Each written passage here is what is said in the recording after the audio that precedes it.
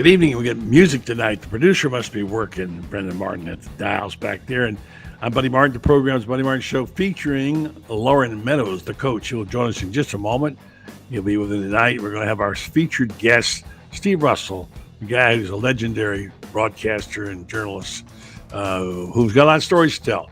Unfortunately, not a good night in Gator baseball. Gators ran into a buzzsaw at UCF tonight. And their 11-1 record didn't do them much good. But tonight we'll have Rob Browne talking about the SEC and the SEC tournament coming up. And we'll take a look at the odds. I've got the odds on who has the best chance to win the NCAA tournament. So all that coming your way tonight. Stay tuned. It's going to be a good show. I'm Buddy Martin. Here we come. Yes, it's time again for Buddy Martin. Call him up and tell him what you're thinking. But be kind because he's doing the best he can. Better, stronger, faster. Mama says that alligators are ornery because they got all them teeth but no toothbrush. Hey, what if the voice calls while you're gone? Take a message. Bye. You ready, champ? I'm ready for this my whole life. I'm incapable of small talk. But that's why you love me, right? Kind of intimidating to be in the presence of so many great athletes.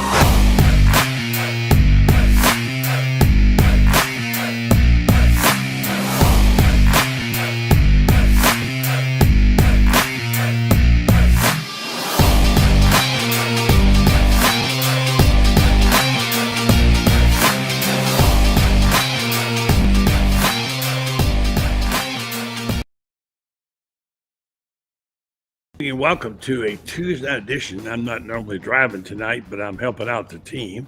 And Coach Loren Meadows is here with me tonight. He'll be the co-host. Good evening to you, Loren. How you doing? How you doing, buddy? Tell like it is Tuesday. Good to see you. Yeah, good to see you again, man. All the great men about his show. And tonight, it's an honor to welcome a guy that has reached legendary status. I'm not kidding you not. Legendary status. I've known Steve a long time. His work has been exemplary. He's been a good teacher. He's been a good broadcaster. He's been a good journalist and a really good broadcaster. Let me just say something. If for nothing else, the bullets he took for everybody in the post-game shows after Florida lost the game, I'm telling you, he took a few. And he's had but he's suffered those blows, and he's standing tall. And he's with us tonight to talk about what? Retirement? That'll never happen. Good evening, Steve. How you doing? Buddy, it's good to be here. Good to be with you. Loren, good to see you too, my friend. Yes, sir. Okay, let's get to the baseball. I was hoping tonight would be a good night to talk baseball, but things went wrong at UCF. Tell us what happened in the game.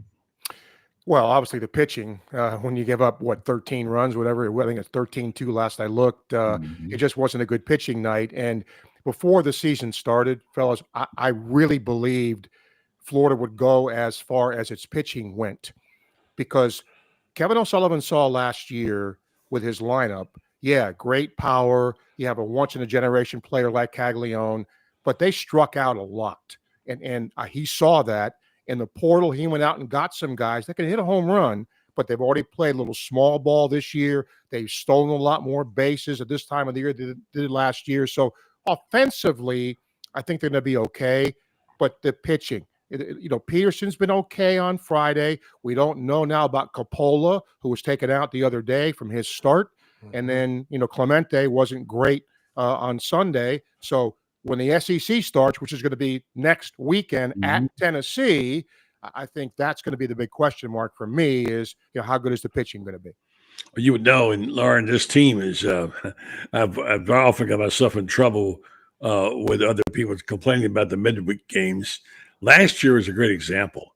Not a great year, not really a bad year until they got to the end of the season, and Sully turned it on, and this team went all the way to Omaha. Recap this last season, which turned out to be a magical ride, but it started off difficult, and pitching was a problem there too. Yeah, I think if you look at it, I think a cautionary tale to Florida fans would be, don't get caught up in the midweeks, because there have been a lot of good baseball teams that have taking it on the head in the midweeks. I mean, it's just one of those things that happens. You're not necessarily throwing your best guys out there. So, it's obviously an opportunity for Coach O'Sullivan to find what he has and figure out what depth he may have at certain positions, particularly at pitching. But again, it's the same as last year. They're going to go as far as the pitching takes them. But I guess you would have to ask yourself, obviously, what is the goal? If the goal is to make the Omaha, everybody, take a deep breath. It's still 11-2. A lot of baseball to be played, but obviously headed to the defending champs in Knoxville. That's always a rowdy bunch. They're a bunch that feels really good about themselves. So, you hope. I was at the game. I know you were as well, Mr. Russell, when Coppola got taken. I mean, it was kind of like freak, like, man, what? It was even in the middle of an at bat, I think, if I'm correct. So, you do have your concerns there, but I guess the one positive would be, if you look at the last couple of years, even with the struggles last year, this is a team that still made it to Omaha. So right now, just take a deep breath, take it on the chin. It stinks, particularly to a school like UCF, who may hang a plaque for beating Florida tonight, but, it's one of those things. So, yeah. Yeah, if you would, Kevin. Shoot, I'm looking at Kevin O'Sullivan's name. Steve, talk about Kevin O'Sullivan. He's his 18th season at the helm of Florida. A lot of people don't know where he came from. Clemson, of course, and what he's done here. He'll be looking for his 10th College World Series berth, and of course he's won the title. He's looking for the second one of those. They returned 70 players this year from last year's roster, including Colby Shelton, Cade Curlin, Brody Jonay, Luke Heyman. A few comments on tonight's game, and just talking about, first of all, Cade Curlin still being hurt doesn't help any. Jonay is they had a pretty good night throwing out runners, but didn't do. And Luke Heyman had a really good night throwing out runners. But talk about this team, this roster, and Kevin's O'Sullivan's 18th season. Wow, 18 years. Let me start with Sully. When he came here, I think people forget this. He wasn't even a head coach. He was an assistant coach Jeremy Foley hired. And obviously that hire has certainly worked out. One thing about Sully that I really have always respected is he understands talent. He's won with different kinds of teams. Look at all the draft choices they've had. They know talent. They develop that talent. Last year, they kind of caught lightning in a bottle, buddy. I think they were a little fortunate because they didn't have a great year. They did not. If you look at the totality of the year, yes, going to Omaha, great year in that respect, but they had to get hot, really hot, just to make the tournament, let alone go to Omaha. And he saw that. And the transfer portal's been good. I love Blake Sear from Miami. Bobby Bozer has been really, really good in the lineup. I think their lineup's going to be okay. Like I said, it's going to be the pitching. We saw Aiden King have a terrific week last week, SEC Pitcher of the Week, another one of those young arms, right? And some of those young arms are going to have to come and do the job for them if they're going to get somewhere even close to Omaha. For sure. A lot of people talking about you, what you're doing. Here's Tommy Serial talking about when I miss Steve's show every day. I watch you on YouTube, but love the radio show. So you have a lot of fans out there. I'm sure you're getting notes from people. And we miss your voice and your place because there's only one Steve Russell. And among the things he did, folks, although we did give her her first TV start, he hired Laura Rutherford first, Laura McKeeman, as a matter of fact. Right. And she has a great story to tell about that. I was on with her in the Feinbaum show recently, and she talked about how she signed up for the show when she needed money. Her parents said, "We can't pay for your ballet lessons. You got to get a job." So she called down there and got a hold of you or somebody, and they said, "Well, there's only one job available," and she says, 5 o'clock. And she said, "I'll take it." And the first day came, and she didn't report, and they called her and said, "Where are you, Laura?" "It's 5 o'clock in the morning." And she said, "Yeah, the job's at 5 o'clock in the morning, not 5 o'clock at night."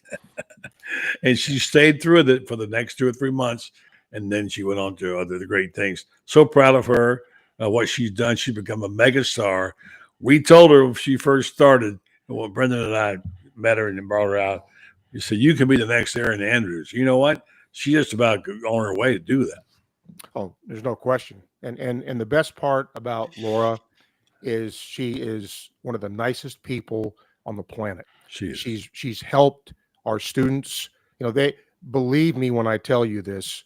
There are so many females that look up to her, males too, but look, she's a female role model. That's what she is. And she's kind and she's considerate. And when kids ask her things, she talks to them. She came here last year as part of our sports symposium at the university, and she was mobbed when she was here, but she took the time, took pictures, talked to the kids. She's as talented as she is, and she's certainly that. It's even more so with her personality, because she's a genuinely, really, really nice human being. Love her to death. I think of the word gracious when I Yes. think of her. Yes. She's so gracious, and I love her to death. And I texted her a couple of weeks ago, congratulations on your new contract. And she says to me, although it's not really accurate, thank you for believing in me and doing. I said, well, hey, that was a no-brainer. Stevie Wonder could have seen that one coming, when you see her talent. So anyway, so she did good work, and you're finding talent. Matter of fact, long story of the subject, you've had some interesting people that you've tutored, mentored, and coached on your program. Tell me about some of the others. Well, it's one of the things, when I retired from teaching, it was a very hard decision because I love to teach, and I love working with young people and seeing them start from a certain point, and then when they leave, they're at another point. Erin Andrews is one. Christina Pink, who works for Fox as an NFL sideline reporter, she was one of ours. We've got so many kids now that are working for teams in social media. Chicago Bulls, Jacksonville Jaguars, all over the place.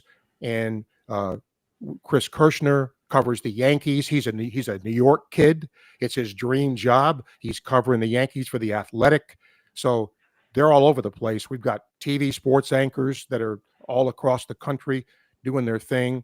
And nothing, fellas, makes me happier, prouder than seeing those kids succeed. And if I had something, to do with that, however small, that makes me a proud papa. You're a very humble person, and you certainly did have a lot to do with it. And I think that's the highest compliment when people come back. Because like everybody said about football players, Loren, when they come back to you after graduation, they want to be around you. That's a good sign. A lot of people have great admiration for it. And University of Florida, by the way, communications. Let me just say, if you turn back the clock way back, there was a time where they were in the media, in the newspapers. There were sports editors all over the country in major newspapers. There were University of Florida graduates. Matter of fact, George Solomon, his son, was a producer around the horn, which, by the way, is hanging up its whistle after all these years. And George Solomon was at the Washington Post. He was in my class. Hubert Mizell, late Hubert Mizell, he was in my class. We had about 6 sports people. And the funny part about it was the professor, Buddy Davis, hated sports and thought it was a waste of time, and nobody should ever go into it. And those guys were too scared to tell them they wanted to be sports editors. Like a fool, I told him I wanted to be one. He made me pay for that forever, forever. But anyway, so let's talk about some of the, and I'll let you jump in, Loren. Let's switch over to basketball for a second. Mm-hmm. What an exciting time, basketball, and right now, and talking to somebody today about Todd Golden, what a find he was. This team still has a chance to get a number 1 seed, as we know, and big game on tomorrow night in Tuscaloosa, which will be, and then of course to finish up with Ole Miss. Look at your thoughts. I'll get Loren to follow you.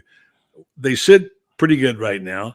They don't need to be a number 1 seed, but it sure would be nice. How important is this game against Alabama, Steve? It's important. I mean, you want to try to, end the year with as many wins as you can get. Is there a difference between a 1 and a 2 seed? I'm not sure, but that's always an entertaining game, and it's always, 99 to 95. So from a viewer standpoint, those are fun games to watch. And Alabama is playing for a high seed too. That's an important game for them, and they have to end up with Auburn. So this is really an important game for them. But what I like, I can remember this, fellas, like it was yesterday. At SEC Media Days, Mike Slive was there. And that was the year that the SEC had 3 teams make the NCAA tournament from men's basketball. And he sat there and he said, this is unacceptable. We can't have this anymore. We have to invest in facilities. We have to invest in coaches, and we have to invest in player talent. Well, that message rang loud and clear because you saw after that the coaches that were hired, the facilities that were upgraded, and the players that were recruited to the point now where Georgia won again. They're probably in the tournament now.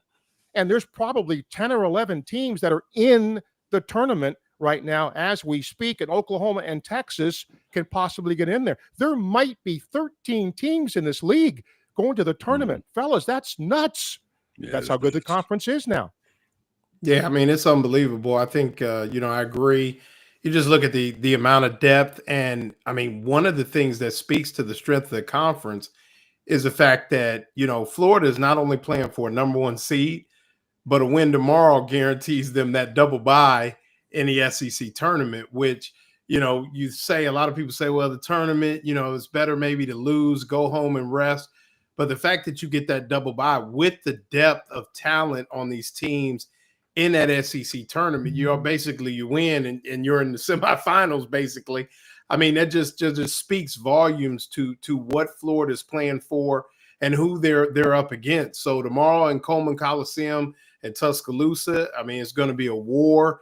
It'll be a great game. You have some high level matchups. You got Sears versus Clayton Jr. I mean, must see TV as far as basketball is concerned, and all the eyes of the country, basically. I mean, I'm sure guys from Duke will be watching, guys from Houston will be watching. I mean, all eyes are on those 2 teams because basically the winner of that game essentially will be playing in the SEC tournament for probably that that number 1 seed that is likely to be an SEC team if all goes well. Auburn's definitely a shoe-in, and then you got Alabama or Florida. So definitely, I mean, a big ball game tomorrow night, and one that will not only have eyes in the Southeast on it, but it'll be a national brand tomorrow night.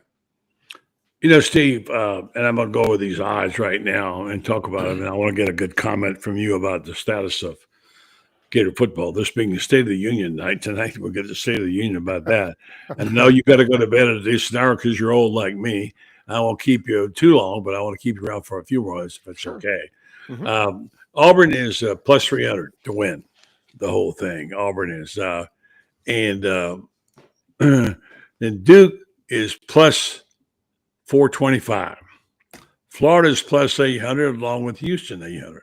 I watched Houston the last couple of times. They had to make a big comeback against Kansas, but they're a gritty team. They are. Alabama plus 1,100 and Tennessee plus 1,600. So those are your odds. Let's talk about for a second the State of the Union with Billy Napier. I don't want to say he's appeared to dodge a bullet, but he kind of has. Things are going the right direction in many respects. But I still hear people say, who are in the know, close to the program, Billy can't try to micromanage every single thing. Like I've heard one person told me he keeps a piece of paper in his pocket. It's a list of things to do next, and he goes right by that list of everything. Now, Billy does a lot of good. 1 in 4 games put him in great shape. DJ Lagway's the man. He's got a lot of good-looking players coming back. This is the year if you're going to try to get to that 8-9 win and try to get into playoffs, you need to do it this year. Tell me the State of the Union. Tell me where you think Billy is, and tell me what you think about this team's development, Steve. Well, certainly, like you said, I sat there on Saturdays and heard the fan base, and it went from probably a majority of them wanting him either fired or let's look for somebody. At the end of the year, you didn't hear it at all, or barely heard it. And why was the reason? Because they won. That cures everything when you win. And I think the fan base sees DJ Lagway as, the next big thing, even though, he played as a freshman sometimes, but you can see his potential when you watch him play. But let's not forget, guys, the schedule is still tough. The schedule hasn't gotten easier.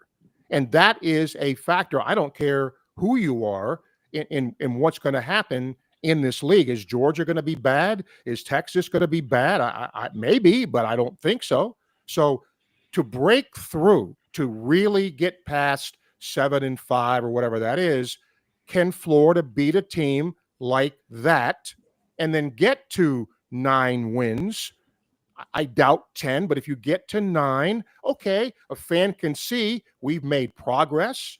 You've got Lagway, you've got another recruiting class, you've got the portal. So if you see that, great. But now it's like, if you do something once, can you follow it up? That's the key question, fellas, to me, is great way to end the year.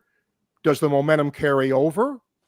We will find out, but he's got to repeat this. He's got to repeat this or do a little bit better, because if not, you're going to hear the same stuff you've been hearing. I agree with him, Loren, on that exactly.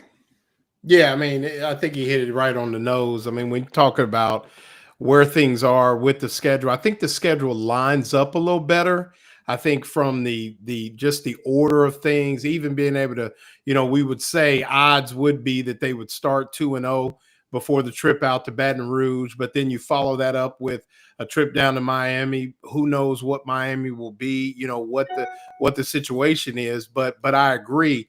To build on, I'm thinking 9-3, I think a 10th with the bowl game, and based on, I think the SEC is going to get maybe a little bit more consideration on the back end, seeing how some of those first round playoff games went.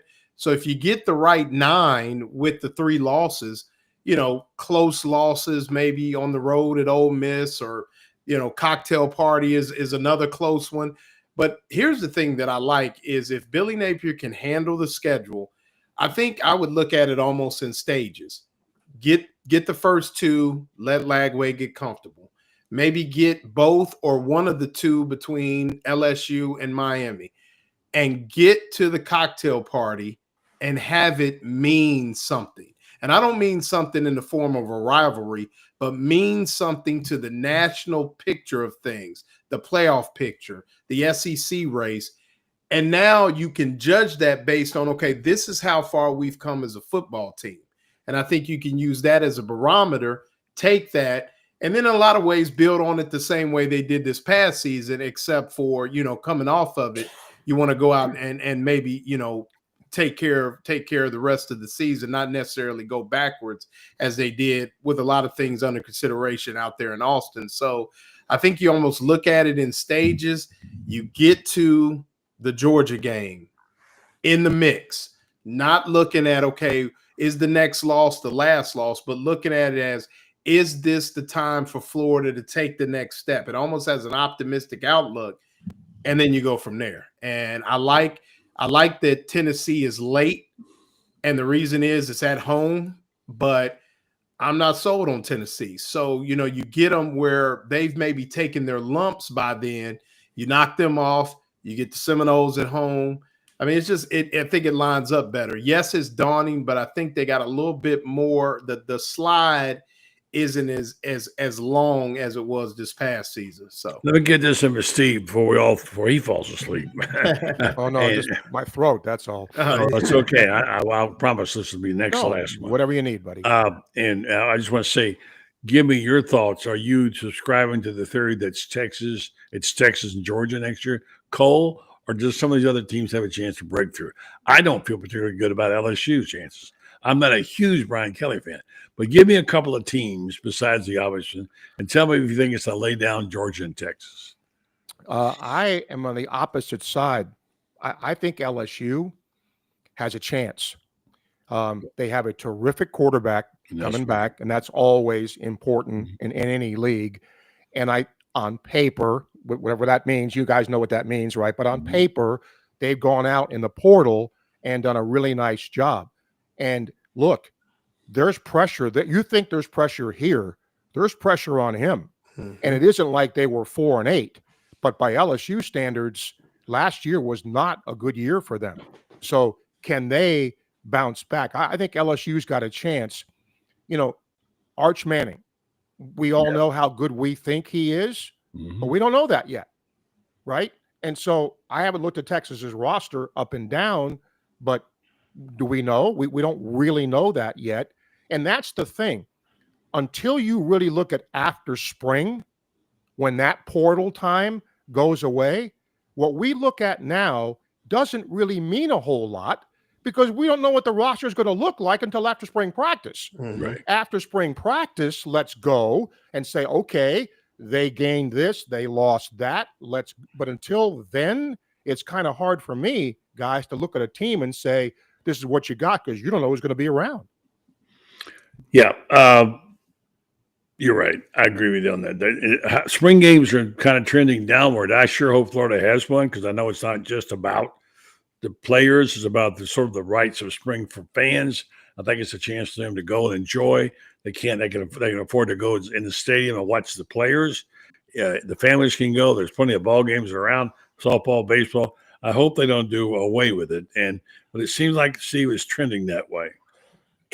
It is, but I understand why. And Loren, I think you would agree with this. If you're coaching now, there's so much pressure on you to win from media, fans, alumni, whatever. You look for any little advantage you can get. And if you think playing a spring game is going to allow another team to look at your video and say, wow, that tight end looks good, let's go get him. Now, do I subscribe fully to that? I don't, but I'm not really looking at it from a coach's perspective. I guess from a coach's perspective, I get it. But part of me also says, do you really not think they don't know the talent you have without seeing the spring game? Right. Come on. In this day and age, everybody recruits everybody. Right. You kind of know who you have. Right. Am I wrong there, Loren? No, I would say no. You're definitely right about that. I mean, especially in the internet age and AI and all, they can run all kind of analytics. I think the big thing is the spring game, in my opinion, will remain simply for the public relations part of it. I agree. We may not bust skulls like we used to do back in the day, but just like we saw last year, you get to take a picture with Billy Napier. You get to take a picture with DJ Lagway, Jaden Barr, these guys that have become, are on their way to become folk heroes, Trey Wilson. You get to see those guys. You get to shake hands with them, take your picture. And I think that's what it's almost going to be like you remember Steve, the old jamborees they used to have for high school, that kind of thing, where it's just kind of a ho-hum, but then, good. Right. And then after that, you have a barbecue and all that type of deal. I think that's where we're headed, because I think as things become, even more magnified than they already are, and it's not going to go away. It's going to continue to get bigger. I point to the video game coming back out. That's going to continue to grow. So I think all those things, those people are become more and more household names. And like I said, I think it's going to remain not for the, hey, let's see what we got, because they got enough closed scrimmages for that. But the public relations part of it, I think, is going to remain. And it's almost give you a way to spread some goodwill to the season. And if hey, I get a picture with DJ Lagway and Florida's going to do it this year. And it just raises the eyes on the program in a positive way. Steve, before we talk you to death, I want to get this from you. I know you were so-called retired, but you do a podcast. I got to think it won't be long before you're back behind one of the microphones. First of all, talk about your podcast for your vacancy and tell us what you can tell us about your future broadcasting, because you're too young to retire, dude. Well, thanks for the opportunity, buddy. Let me go back to the retirement first. What I retired from was teaching. And when you are an employee of the state of Florida, which I was, you have to separate employment for 6 months. And part of my employment was doing sports scene. So I had no choice but to separate from that. There was no way that I could stay there and do that, because that was the studio in and of itself is on the University of Florida, therefore can't use it, can't do any of that. My 6 months goes away in July. So is there, something that could happen between then and football season? Sure. And I must tell you, it's been interesting in the podcast world when you're and buddy, you know this, so used to radio. It's a different medium. It's fun, but it's different. It is different. So I do my podcast with Mark Wise Monday mornings at 10:30, and then we do a sports scene podcast Mondays and Fridays at noon. And same thing, getting guests and talking sports.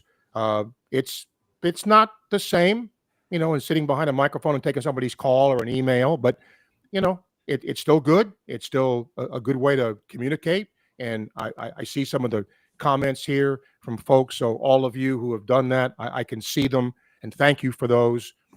It's nice to be missed, and I miss it. I'm not going to lie to you. It's doing that show for 27 years gets to be part of your blood. But we'll see what the future brings.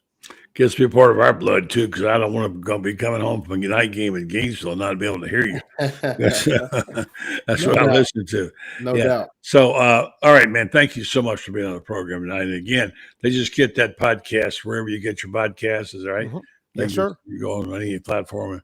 Man, thank you so much. We miss you, not hearing you every day, because when you turn your radio on the dial and you're used to seeing something at a certain time and day in a person, it's like that's part of your life cycle. And suddenly it's not there that day, man. That sucks. So get back here, hurry up, okay? and let me just quickly say, people have been so kind. That last day was about as emotional as you can get, and people were so kind. And I've saved messages that I got from that. Some of my students did videos for me. We had a little thing afterwards. Wow.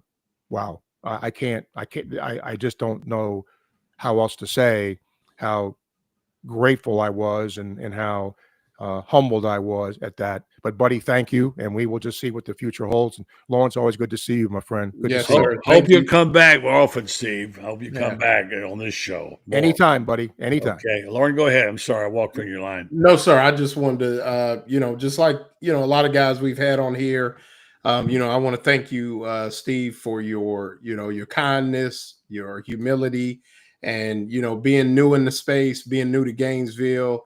You don't know how, they always say don't meet your heroes sometime, but, you have been just as gracious and as positive as anybody that I've met. And I want to thank you for that, for sure. I appreciate you. Thank you. Thanks, Loren. Thanks. I mean, not Loren. Are you stay where you are? Thanks, Steve. Yeah, not yet. All right. Thank you, guys. Yes, sir. Appreciate it. Very good. All right. I think we're going to be joined by our partner here soon. Let me give, let's go ahead and let me give you this. You want to text your buddy Rob and tell him to jump on? While I do this, I'm going to do this couple of spots here running behind on and tell him, it's great having Steve on. Really enjoyed that. First, let me tell you about our friends at Meldon Law, where they've been supportive of us and supportive of the Gators. And it's University of Florida's only injury law firm, official. And, of course, everybody knows about Jeffrey and now and his family, what a great job they've done. Carrie, we will talk more about that later, but they have become such great supporters in every respect. They support shows. They're constantly giving away stuff, tickets, whatever. If you want to try to get a last-minute ticket to something, go to Meldon Law's Facebook page. They're giving away stuff all the time, particularly it's hard to get tickets. And you have a good chance of getting one if you log on there and try it. Meldon Law always talk to Jeffrey about having second opinions in law like you do in medicine. Well, you have lawsuits sometimes, and you're not happy with what's happening. You want to go to someone and get a second opinion.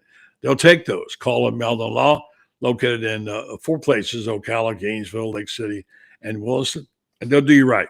Meldon Law, they don't back down. And while we're waiting on our buddy Rob, Russell's already saying thank you. Appreciate you, buddy. Let me tell you about Titan MRI and Imaging. It's now Titan MRI and Imaging is the name of the company. They acquired Highfield MRI. Joe Colorio started Highfield in 1997. Now he's back. Titan MRI and Imaging now has 3 locations to serve you, 2 in Gainesville, with its Park Avenue location and its Millennium Center, and one in Lake City, serving all of Columbia County. And they have one in Valdosta, Georgia, with their support is Valdosta, Georgia. Titan MRI and Imaging offers the same great customer service as always. You can custom make your appointment. They'll see you at nights. They accept insurance now through their convenient self-pay option, and they offer MRIs, CT scans, X-rays, and ultrasounds. Easy scheduling with lots of options. Titan MRI Imaging. Check them out. All right, Coach, where's our guy? Is he coming? Do you know? Yeah, he's on his way. I think he said he's on the way. So, all right, good. Well, yeah. talk to me about what you think is going to happen to this. Go ahead. Anything you want to. No, I mean it's a big week. I mean it's a big week for Florida sports again. I mean you got the women's SEC tournament starting. I was going to rib Rob a little bit. His Auburn Lady Tigers face our Lady Gators tomorrow night in a game, kind of a rematch. Auburn got the best of Florida by a big margin, even though Florida ended up with 2 more conference wins than Auburn. It'll be a tough game for the Gators. They don't match up. I mean, it's going to be a tough matchup. The Auburn Lady Tigers are long.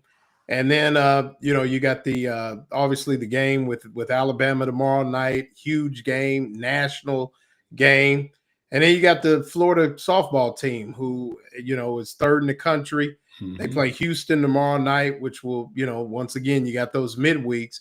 And then they go to Texas A&M for a road 3-gamer, first SEC series. So you look at the Florida Gators. They've been pretty good, on both ball diamonds, both baseball and softball, but some tough challenges ahead. And, you look at Florida, they should handle Texas A&M, but, pitching staff is a little banged up. They have Keegan Rothrock, the starter, but, it's kind of like Steve said for the baseball team. I think this team is going to go as far as the pitching takes them. They're hitting the ball extremely well. They got Corby Otis. They've got Kendra Falby. They've got, Jocelyn Erickson. Reagan Walsh was SEC Player of the Week. And I wanted to ask you, Rob, Reagan Walsh, I don't know if you'll know the last name. Do you remember John Walsh that played at Brigham Young back in the mid-90s, quarterback? He was after Ty Detmer. No, but I just remember Steve Walsh, who played for Florida, St. Paul, Minnesota. Yeah, for Miami. Well, John Walsh played for Lavelle Edwards at Brigham Young, and his daughter was SEC Player of the Week this week in softball. Had a real good week. So, a lot going on with the Florida Gators. And Rob, I mentioned our Lady Gators see your Lady Tigers tomorrow night in the first round of the SEC tournament. So should be interesting. So it's 2 teams kind of trying to find their way, but just a lot going on in the SEC. But the big one tomorrow night, I'm sure you'll have eyes on that for sure. It will. I mean, God, the Auburn women's team has had so many games where they've had the lead, they can't hold on to it. And Johnny Harris, women's basketball, Kim Mulkey, they turned it on overnight at LSU. Mm-hmm. They also spent money. You think of Dawn Staley at South Carolina. Is it still the best women's basketball in America? I don't think it's even close. Oh, well, now you add Texas and Oklahoma, ain't no doubt about it. Yeah. It's unbelievable. And the softball, did Oklahoma spend $40 million on their softball stadium? Yeah, something like that. It was unbelievable. I mean, it was Love's truck stop. Love's Travel Plaza. Yeah, I'm gonna tell you. I mean, no offense, but I'm a Florida fan. I don't shop at Love's and I don't shop at Pilot anymore because Love's is Oklahoma. Well, just remember Pilot is Tennessee. I'm gonna put it out there. I'm gonna break your heart. I'm being funny, but I'm fixing to break your heart. Now, I was at the Loves yesterday. They're all over the place. That man and his wife, I know, are worth a little over $9 billion. Now, Pilot, I know that's the Haslams, all Tennessee. Right. But here's another one for you. Buc-ee's.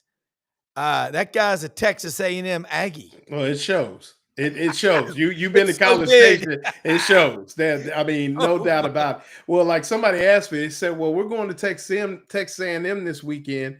Yeah.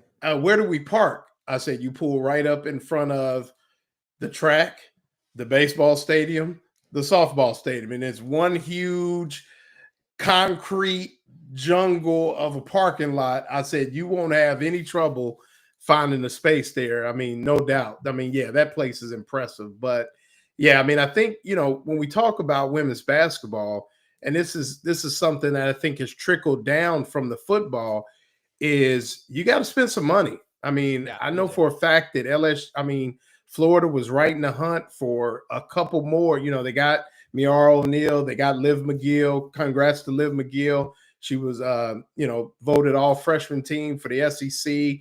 Really good point guard out of Minnesota for the Gators, but they missed on a couple more. And from all intents and purposes, from what I understand, it came down to money.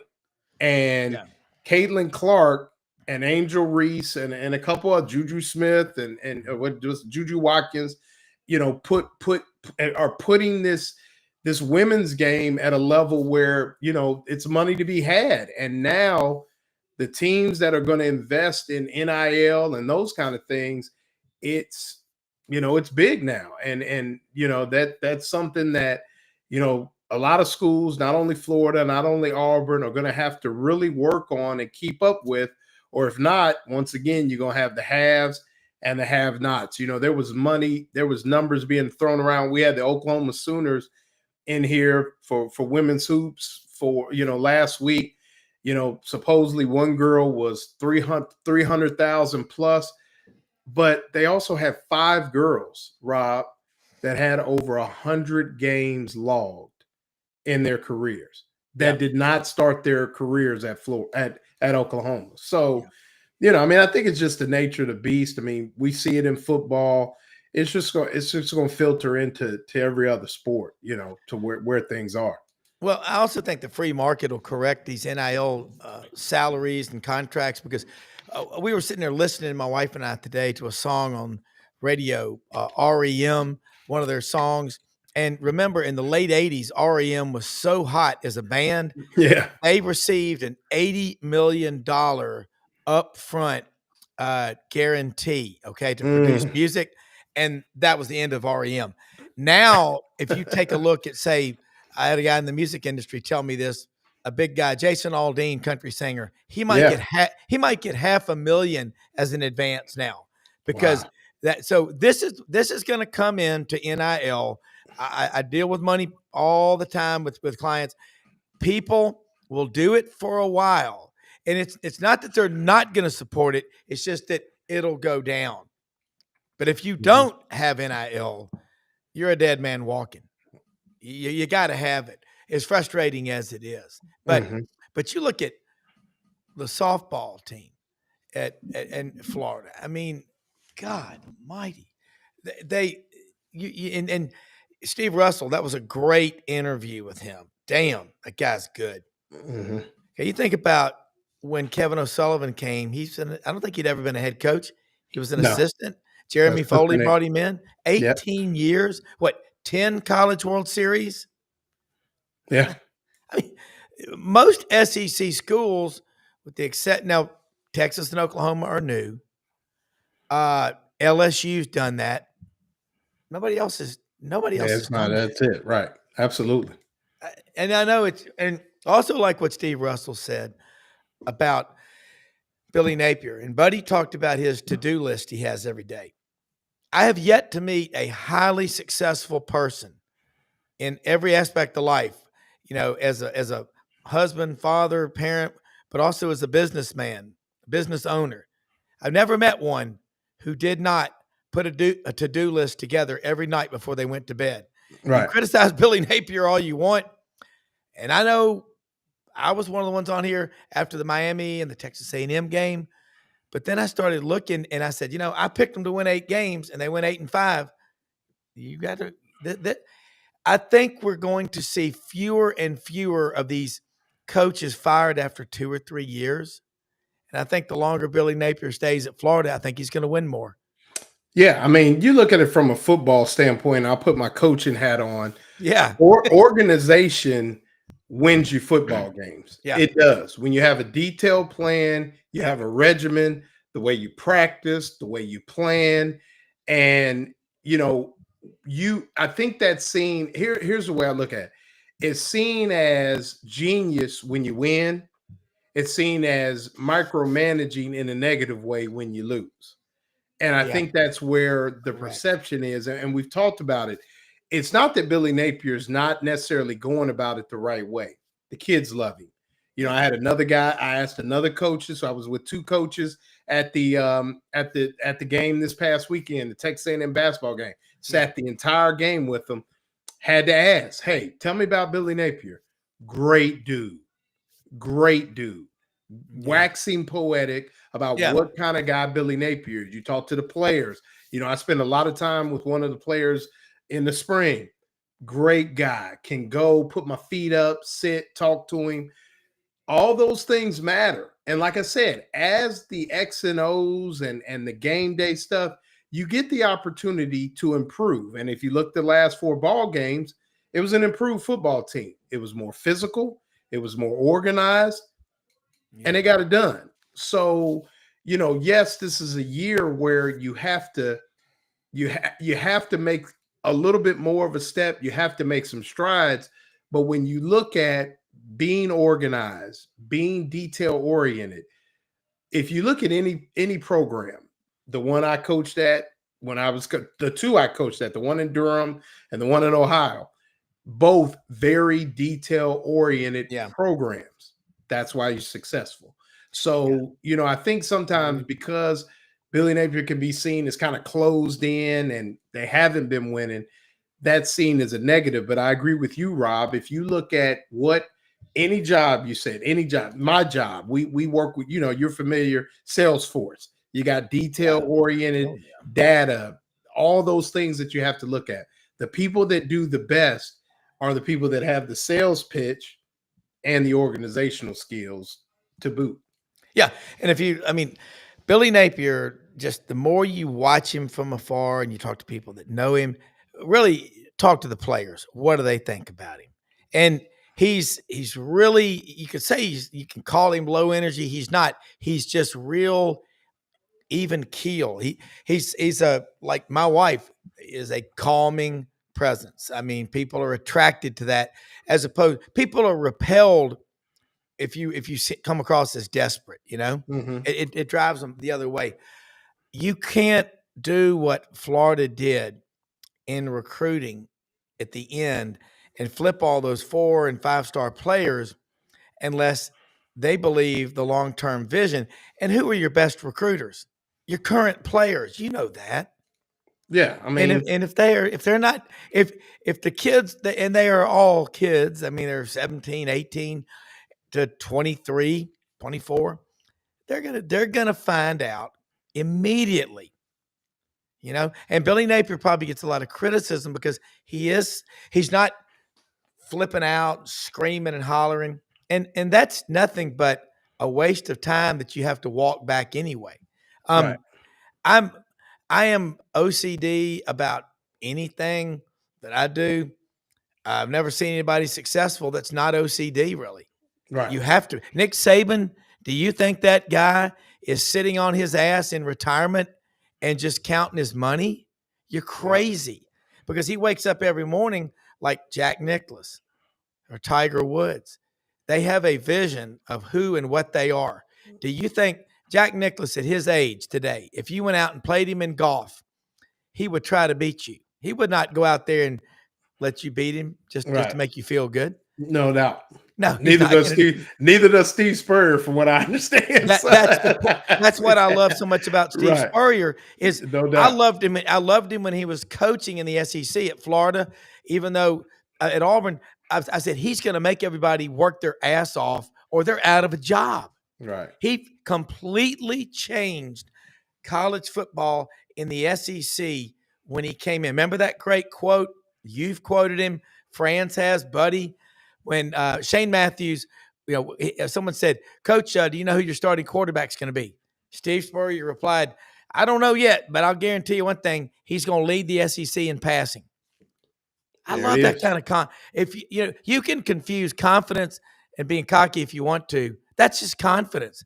Right. Joe Namath sitting by the pool with a big drink. I guarantee you we're going to win. Yeah. I mean, I love that. Oh, yeah. I mean, and that's the thing. I think that, and like I said, this is, I guess we're going to call this Give Billy Napier Credit Night. But I had a discussion with a pretty educated fan today, and they said to me, we were talking about different things and a lot of different issues with sports at Florida. We just hired a new volleyball coach and things like that, and what that looks like. And, people are, I like Mary Wise a lot. I thought she did a great job, but, people have their opinions. But back to Napier, somebody said, well, he's lucky. He better be glad he's got DJ Lagway. And I said, well, wait a minute. That's him.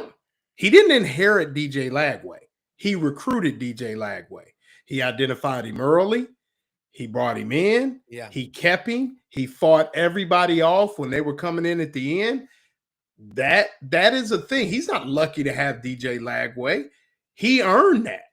And so, I think sometimes, you give a person credit for the things that but in this regard, he did that. And nobody can take that away.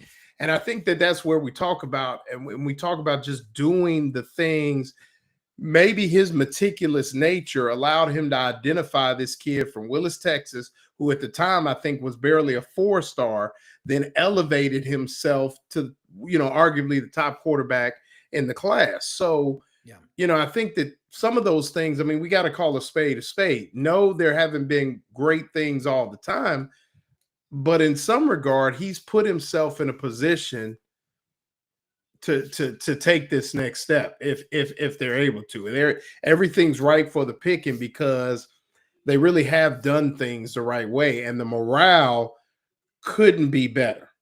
Yeah, I don't think it's ever been better. I would say, other than right after the win against Utah, the first game, morale has never been better than right now with the Florida football team. And they start spring practice, I think the 7th. So yeah, here we go. Another couple of observations is, look at successful coaches. Steve Spurrier came out on fire in 1990 and won the SEC, won it again in 91. Look in basketball, a couple of examples. Todd Golden played for Bruce Pearl in the Maccabi games, was director of basketball operations at Auburn. I was talking to Buddy Martin earlier today. Look at the similarities in the Florida program and the culture, and the Auburn program and the culture. The Florida guys love each other. They love Todd Golden. They love representing Gator Nation. And I will always never sugarcoat what I think. I will, if you say, does the dress make me look fat? I'll tell you. But the reason why Todd Golden is so successful at Florida is the players know he has their back, that he loves them, and they love him. You can't care more than they care. But you look at Todd Golden, year 3, my God, last year in year 2. But look at Bruce Pearl. He inherited an absolute dumpster fire. It took him a while to build up. But the smartest thing he did on day 1, he didn't say, when I get my players in here, we're going to win. He goes, these are my players. He embraced them. He loved on them.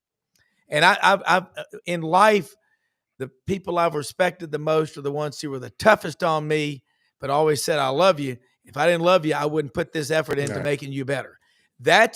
And one thing about Billy Napier, I'm learning a lot about him from Ellis Johnson, veteran SEC coach, defensive coordinator, and coach who's on our show on Mondays, on our morning show. And damn it, I've learned a lot about Billy Napier from him, talking to him on the air and off the air. And look at the guy. His father coached from a wheelchair. I mean, this guy's not normal. He's not your average bear. He's set himself. Yeah, you can criticize having too many players on the field, not having things. That stuff happens. It's going to happen. You can't name me a successful coach out there that hadn't laid a few eggs in the first 2 or 3 years. We've got to get out of this mentality, this tough guy mentality that all these couch potatoes out there think, "Oh, he's got to go. He's got to go." No, you got to think about the big picture. Look at schools that change coaches every 2 or 3 years. Look what Tennessee did after Phil Fulmer was forced out. It was 14 or 15 years before they ever won double-digit games. Right. Yeah. I mean, Okay? look at Billy Napier. I mean, look at Alabama after Stallings. I mean, it's the same. I mean, even Florida for some in some regard. I mean, some people think, that they pulled the trigger on, pulled the chain on Mullen too fast. I mean, there's so many. What do you think about it? Did you think they did? I mean, I just got to throw that at you. With respect to Billy Napier, and this has nothing to do with Billy Napier. Yeah, I do. Yeah. I do. I think they did. I do too. But now we're here. And so, but yeah, I mean, I think I agree. I mean, I think that's one of the things where you give somebody some time. And, I think sometimes we live in a society where it's all or nothing, Rob. And I think that's where, and particularly in the jobs that we do, and Buddy can attest to this too, sometimes criticism does not mean A, we don't like the person, or B, you want them fired. But it's that all or nothing. It's either give it to me or take it away. I can be critical of you and we still can say, let's work on some things. And I think that's what we've been doing as far as analysts and things like that. There's a ton of things on the field that need to be fixed. And for the last 4 ball games, to their credit, the staff, they were fixed. But there were things. But doesn't mean nobody on here, none of the 3 of us were on here saying, well, I think he needs to go. I would make a change. Here, what the thing is? Ask my 4 kids some of the things I've said to them over their lives. But when they come back to you, and Buddy knows this later, and they say, God, man, you are hard, tough, sadistic, ruthless, whatever. But it more than anything, when fans get upset like this, and Buddy will back us on this, I bet, it means they care. The thing that will destroy a program more quickly than anything is apathy. Right. Criticism means you care, that you're engaged. And sometimes, I mean, when you look at it, you want perfection, but few things in life are uglier than a half-finished painting or the first 2 or 3 years of a new coaching staff. Yeah, no doubt. And Buddy, sorry. You're on mute, buddy. I'm just saying. You're on mute, buddy. We can't hear you. Tommy, we can't hear you. Buddy. But Loren, I like what you said. Criticism just means that you are engaged in the program. But when you see empty seats, that's apathy. And that's what you don't want. And when you want to have and no. And I'm sitting here watching, hey, Auburn's going to be lucky to get out of A&M alive tonight. Florida's got to play at Alabama tomorrow. This is a grinder of a league. You ain't going to win every game, but you better try to. And you got to withstand the criticism because it's going to come at you. But Gator Nation, just looking at it from the outside, man, DJ Lagway, everybody's going to have tape on him, but he's just going to be better because he's going to have better personnel around him. And he's older, and he's got tape on the opposition as well. And I will say this, and Buddy, I know you're going to step in. I want to throw this in, and this is, little tidbits that our fans love. So I spoke with someone very close to the receiver room at Florida. So we talk about the quarterback. They feel this is the best group of receivers that they've had in the Napier era. I've been hearing that. So those young guys, and I mean somebody that's very close to it. These young guys are jumping off the page. Guys like Vernell Browne the third, BB3. They're really jumping off the page. So you're going to see some young guys play early. And you put those together with some of the experience that they already have there. I think they're really pleased with the guys that DJ Lagway is going to be the throw to. Even so, to my boy Shane Matthews, would make him smile. Might see a little bit 4 wides there, buddy. You know, they feel that good about their. Well, they like their tight ends a lot. I know, guys. We could do this for a while, but we got to go. We're running Yes, over. sir. Yes, sir. Great job, both you two. Appreciate it very much. Great to have Steve on tonight. Absolutely. That guy was awesome, buddy.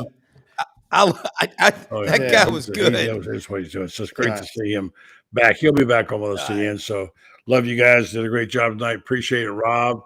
And of course, you know, I just bought all my fancy equipment for the new Starlink, you know. And what happens tonight? Tonight's the cleanest show we've had in 2 months. So there you go. That's awesome. All right, guys, you take care. Thank you. I'm gonna tell them about our friends at the Red Star, and I'm gonna say good night to you. Thank you, Rob. Real quick, Rob, who you got on tomorrow? Thank you. Got Coach John Brady on. I just talked to him. He's going to be flying back from Lexington, the long and winding road. The Oakley, the intern, McFerrin will be on with us. Dudley Dawson, Hogville.net, Vince Farrar, the sports animal in Knoxville. And we will bounce the balls, football, basketball, and baseball all over the SEC tomorrow morning at 9 a.m. 9 a.m. Football starts Thursday. Thank you, guys. Yes, sir. Appreciate it. All right. Thanks a lot, guys. Have a good night. All right. We'll tell you about our friends at Red Star. They, of course, are special in every way in what they do and who they are. I think, you know, what's the old saying about long time after you're gone, people won't remember what you said. They'll remember how you treated them. That's how you remember the folks at Red Star. They're such great people. My honor to be able to do their commercials and have them as a broadcast partner. So, yeah, I appreciate that very much. I want to get their QR code up here at some point if I can do this. And let you tell you about who they are. If you don't know by now, you ought to. Run by some terrific people. My friends, Joe Sorrentino and Mary Brantley, who were friends in high school, started the business, and been very successful what they do. And now, as I said, Joey Sorrentino, who played at football at Florida, now is a successful dentist in Marion Dental and Ocala. I'm going to see him in a couple of weeks. I'll be there. So anyway, the folks at Red Star, here's what they do. They try to get information about you. And the only way they can do that is if you join up and do one of their clinical trials. They've done over 800 of these things over the years.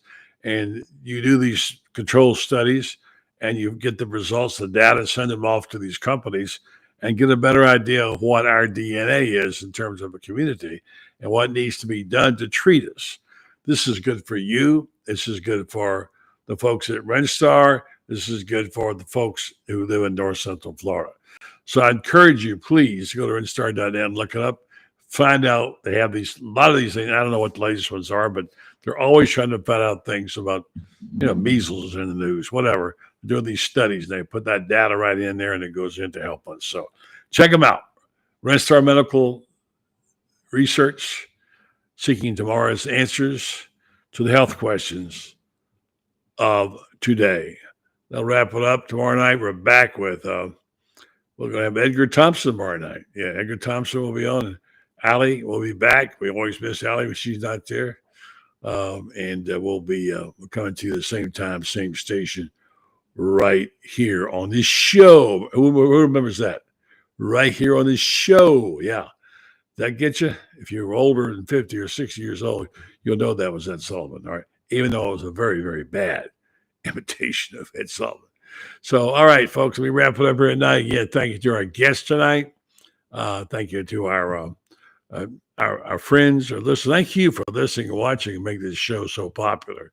You're great. You're awesome, man. We love doing it for you. Have a good night. Back tomorrow night, same time, same station.